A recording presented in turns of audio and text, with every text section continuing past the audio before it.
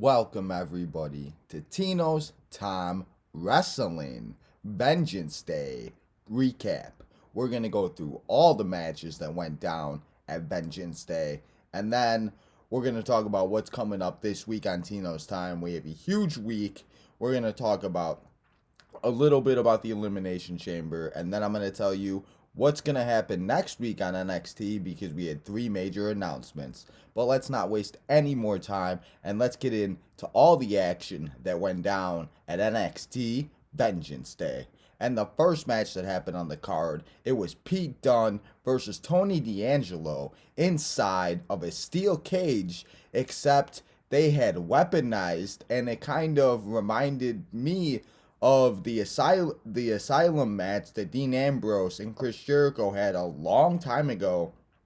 Can't even believe I'm saying that. Probably like 5 or 6 years now at this point at Payback. And, they had weapons all over the ring. We saw tables, we saw crowbars, we saw kendo sticks, we saw trash cans. We saw everything that they could use to beat the hell out of each other. And they did just that. They beat the living hell out of each other in every which way. And this match was awesome, and it was a great way to start off the show. We saw them do that phenomenal spot off the cage, and they threw each other, and they did a suplex. That was awesome to see. There were so many great moments in this match. But in the end of the match, Pete Dunne decided that, he's going to do the bitter end, and he won the match after pinning Tony D'Angelo on top of a bunch of weapons. And even at one point in the match, Tony D'Angelo, I think he grabbed like a tweezer type thing or something, and he tried to like bend the finger back, and he was trying to break Tony's fingers, and he was not going to be okay. I'm trying to break my own fingers over here. But anyway, Pete Dunne picked up the W with a bitter end, and he beat Tony D'Angelo. And we'll have to see what's next for Pete Dunne and Tony D'Angelo. But after that match, it was time for the NXT Women's Tag Team Champions. And my God, Toxic Attraction, when they come on the TV, I don't know about anybody else, but my heart drops and I just fall over and I just start drooling. But that's a different story. I mean, come on, people. Let's be real here. Toxic attraction is what we all want in women. But But this match was awesome. Gigi Hartwell, Indy Hartwell, and Persa, I think that's how you say her name, versus Gigi and JC Jane. I don't know why I said Gigi Hartwell. Oops, whatever. But this tag team match was awesome, and it was for the women's tag team champions. Yeah, the women's tag team champions. If anybody forgot, there was women's tag team champions on NXT too. But, this match was a really good match, and it didn't go on for too long of a period of time. But these four women did really good, and they put on a good show. And, I feel like each match in this 2 hour and 10-minute show because it ended at like 9:10, I think it was given them the right amount of time for each match. In the end, JC Jane picked up the win, and Toxic Attraction kept their titles, and Toxic Attraction is still involved, and they still hold all the gold in NXT 2.0. JC Jane pinned Indy Hartwell, and we'll have to see what's next for the women's tag team champions, because next week the women's Dusty Cup starts. And I don't know if you know, but the reason why it started so late is because they couldn't even find enough women to compete, and they didn't even have enough women tag teams because they don't know what they're doing. Maybe if we didn't release over 100 plus superstars, we would have women to have tag teams like Chelsea Green or Peyton Royce or Billie Kay, or I can go on and on and on, and we'll be here all night long. But the next week, the Women's Dusty Cup starts, and the winner of the Women's Dusty Cup gets to face Toxic Attraction for the NXT Women's Champions, or whoever is the Women's Champions at the time. After Toxic Attraction took the W and kept their titles, it was time for LA Knight and Grayson Waller. We didn't know if they were going to fight. We didn't know what was going to go on. But LA Knight came out and he did his thing like he always does, talking on the mic, saying yada, yada, yada. I'm the best. And, I love LA Knight. And LA Knight is one of those guys that I really would love to see on the main roster. And I think that he would be really, really good. And a great rivalry would be him versus The Miz. Imagine those promos with those two. It would be awesome. But then Grayson Waller comes out and he starts talking and he thinks he's doing this and that. And he's trying to get a restraining order and he's got all these papers that says all these things. But he kind of forgot one thing that said that Grayson Waller or LA Knight can't touch Grayson Waller. But Grayson Waller can't touch LA Knight either. And Grayson Waller was like, I could touch him. I could do whatever I want. I'm the best, blah, blah, blah. Grayson Waller thinks he's the best thing since sliced bread. Who knows? But Grayson Waller found out that contract meant absolutely nothing, and LA Knight beat the crap out of him. The police, the security guards, or whoever those two guys are, who knows? They'll probably be the next men's tag team champions in NXT in a year, because if you go back and look at Adam Cole and Kyle O'Reilly, I forgot Target Point, or I forgot what exactly they called that. You might put it in the comments if you remember. I just can't think of it off the top of my head. All the security guards were all the people that were in NXT. So who knows?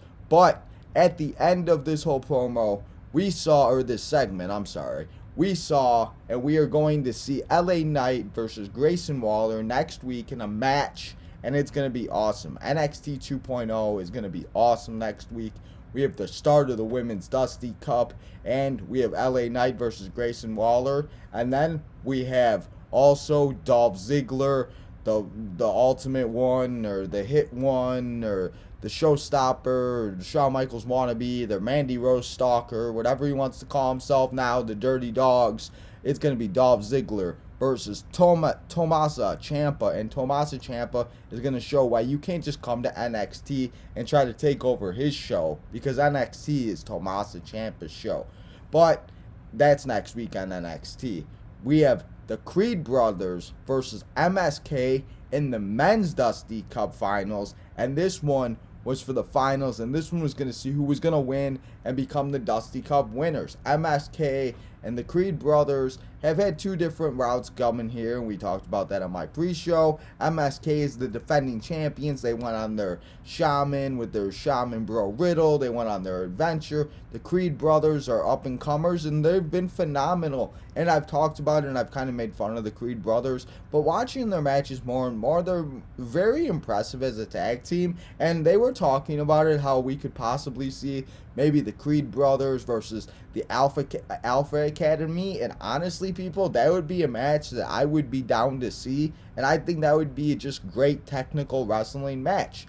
But the Creed brothers and MSK in this match did phenomenal things. They put on a show, and they just did everything that we knew that these four men could do. MSK is phenomenal, and I really thought that they had him at one point. I really thought that MSK was going to be able to become and be the two-time Dusty Cup champions and be able to go face Imperium for the champions. But the Creed brothers had different ideas, and Julius Creed pinned Nash Carter after pulling his elbow up, and he did like a little thing, and then he hit him. It kind of looked like the Wade Barrett move, but Julius Creed picked up the W after pinning Nash Carter, and we have new Dusty Cup winners, the Creed brothers. Diamond Mine just got a little bit stronger, and it should be interesting to see what they do when they face Imperium down the road.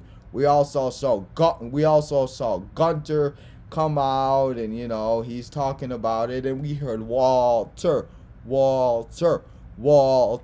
because that's what Walter's name is. It's Walter. It's not Gunter, people. It's Walter.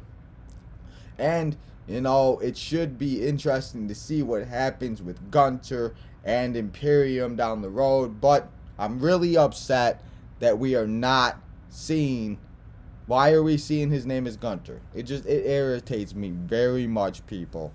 But after we saw that and everything like that, it was time for the main event. The main event of NXT Vengeance Day was Braun Breaker, the NXT champion, versus Santos Escobar for the NXT Championship.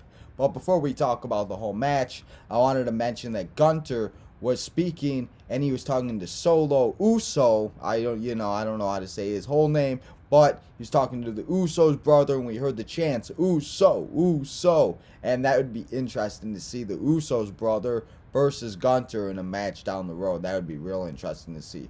But the Braun Breaker and the Santos Escobar match lived up to the hype, and this was a phenomenal main event. And NXT did a very good job, and the USA Network did a very good job of having very limited commercials, as they considered this a pay-per-view, because your boy Tino just doesn't do random Monday Night Raws and SmackDowns and NXT, because sometimes we're falling asleep and nobody wants to listen to me rant about all that. So we're only here for pay-per-views. But this match was phenomenal, and it was a banger, and it was just a great way to show off two phenomenal superstars. And honestly, Braun Breaker keeps impressing me. And it's kind of weird to see all the changes that has happened with NXT and everything. But, I'm getting used to it, and it is what it is. It's not like we're going to change it. But after a phenomenal match, we saw Braun Breaker defeat Santos Escobar, lift him up, powerbomb him, and pin him for the 1, 2, 3. And still your NXT champion, Braun Breaker. This match, like I said, this match was phenomenal, and it was a great way to end NXT Vengeance Day, and it was a great main event, and these two put on an absolute show. And these 5 matches were really, really good, and these 2 hours flew by. I felt like, we had the few segments. We saw Wendy Choo, we also saw Raquel Gonzalez and Cora Jade get ready to become and try to win the Women's Dusty Cup and try to become the future Women's Tag Team Champions. That will be interesting to see. Those are my picks, and those are my winners for the Women's Dusty Cup. Is Raquel Gonzalez and Cora Jade, just in case of a little spoiler, in case, by the time and we don't talk about it until the finals, that's just who I'm taking in that match. But now that NXT Vengeance Day is over, that's in the rearview mirror, like we always talk about here on Tino's Time. As soon as the pay-per-view is over, it's time to move on to the next, because WWE doesn't stop, even though sometimes maybe they do deserve to have a little bit of an off-season. But this weekend, we have the Elimination Chamber in Saudi Arabia. Don't forget that it starts at 12. I think it is 12 p.m. Central Standard Time, I think. I'm still confused, people. I don't know what time it starts. I'm just going to hope for the best and be sitting in my room or in my chair in my room and buy all my collectibles by 11, 10 o'clock. I don't know. But I'm still confused. I know the main show starts at 12 or 1 o'clock. But keep an eye on that, because make sure you're keeping an eye and you're watching it at the right time, because it is in Saudi Arabia and it's different times everywhere. But that is going to be an awesome pay-per-view. I almost said match. That's going to be an awesome pay-per-view. We have 2 elimination chambers. We have the return of Alexa Bliss. She's coming back. Maybe we'll see the Goddess come back. That would be nice, and hopefully she doesn't come out with her weird Lily character. We have the men's elimination chamber, Bobby Lashley, Brock Lesnar, Matt Riddle.